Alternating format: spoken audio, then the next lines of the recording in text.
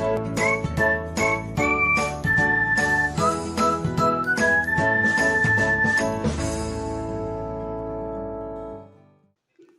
everyone, welcome back to another episode of Technologyglance. Today, in this video, I'm going to guide you through how you can turn off in chat sounds on Telegram.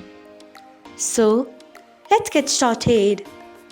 Firstly, open Telegram app in your device. Then tap on three lines icon.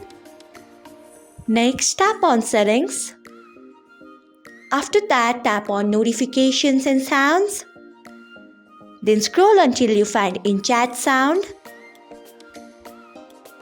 Then turn off it by tapping on it. So, this is how you can turn off in chat sounds on Telegram. Thanks for watching.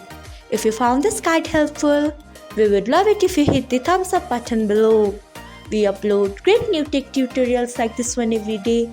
So do not forget to subscribe to our channel and hit the bell icon so that you'll never miss another update.